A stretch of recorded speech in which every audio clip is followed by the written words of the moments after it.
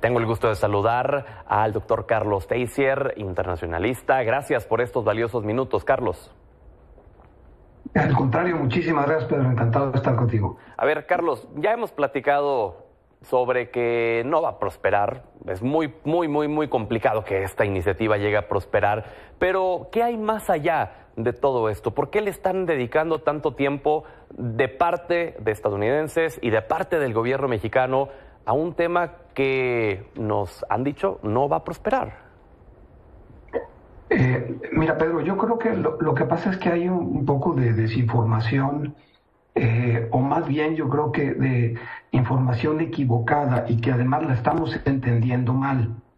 Esto que estamos viendo ahorita de iniciativa de algunos congresistas norteamericanos, el gobernador de Texas y otras cosas, no es nuevo. Esto ya lo traemos desde por allá 2019, que hemos estado escuchando en el discurso esta idea de que el narcotráfico mexicano se ha catalogado como terrorista. Ahora, la verdad es de que de conseguirse esto, no se estaría creando una ley nueva ni mucho menos. Simplemente los narcotraficantes mexicanos, al ser catalogados como terroristas, entrarían en una ley que se emitió en Estados Unidos en el 2001, que es la US Patriot Act o el Acto Patriota, que le llaman muchos la Ley Patriota.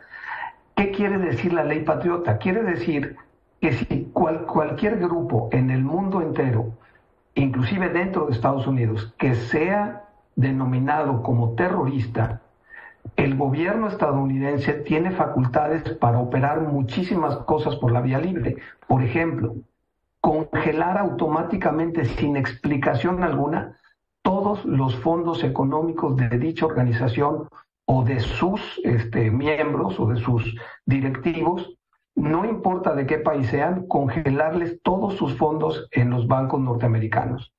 Entonces, no es nada más el hecho de que el ejército podría entrar a México. Si ustedes recuerdan, acordémonos cómo fue que agarraron los norteamericanos a Bin Laden. Entraron en Pakistán y no le pidieron permiso a Pakistán, simplemente parte del ejército, 3 o 4 batallones del ejército norteamericano, bajaron de pronto en helicópteros en un lugar de Pakistán y mataron a Bin Laden y se lo llevaron. La razón por la que lo pudieron hacer sin pedir permiso a Pakistán, ni mucho menos, era justamente porque Bin Laden entraba en esta categoría de terrorista. Eso es lo que estaría autorizando el gobierno estadounidense en un momento dado, si se declara que los narcotraficantes mexicanos son considerados terroristas. Pero estas afectaciones también podrían repercutir a las armerías estadounidenses, por ejemplo, ¿no? ¿Cuántas de las armas no terminan en los cárteles mexicanos? ¿No se podría llegar a relacionar como que son quienes les están proviendo de armas? Por supuesto que sí, hay muchísimas vertientes. Si nosotros nos ponemos a analizarlo, vamos a encontrar muchas aristas y muchísimas más que ni siquiera nos imaginamos. Es un tema extraordinariamente complejo.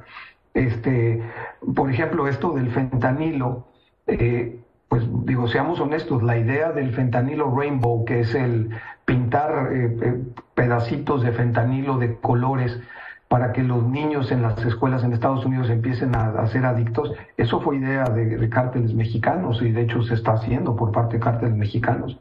Entonces, hay de ambas partes, hay muchísimas aristas en este asunto. Y, por ejemplo, entrando un poco en el tema político también, ¿esto que estamos viendo es atribuible 100% a las elecciones que se avecinan el siguiente año en Estados Unidos? Yo creo que tiene un componente fuerte de eso. Además, perdóname que lo comente así abiertamente, pero yo veo como muy desafortunada la reacción del gobierno mexicano. Parece que no entendemos de diplomacia. Después de que tenemos una historia larga de ser un país con extraordinarios diplomáticos, pues parece que se nos olvidaron todas estas lecciones de diplomacia, porque la forma como reacciona México es completamente desafortunada. Y obviamente pues le da pie a seguir el proceso de toda la campaña esta política que tú bien mencionas, sobre todo a los republicanos.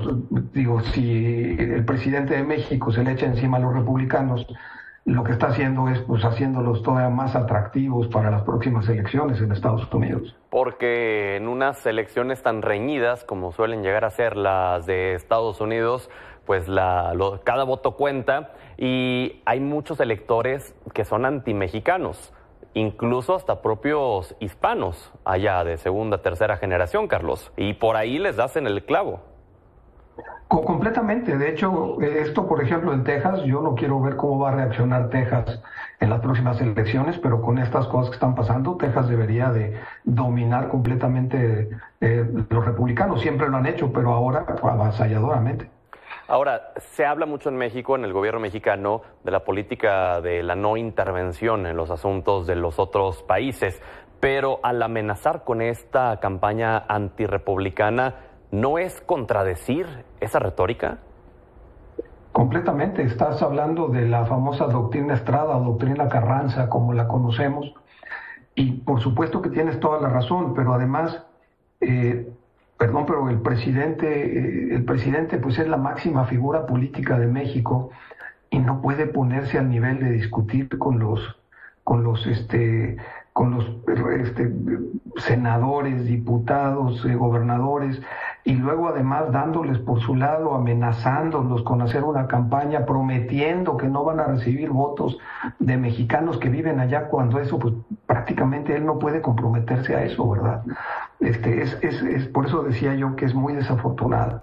Que ahora sí tiene una buena cantidad de seguidores el presidente López Obrador en Estados Unidos, pero pues de ahí a que le hagan caso, eso ya es otra cosa, Carlos. Pues como siempre te agradezco que nos hayas ayudado a ir más a fondo en estos temas internacionales. Por el contrario, muchísimas gracias, Pedro, encantado, un gusto saludarte. Gracias, Carlos Teissier.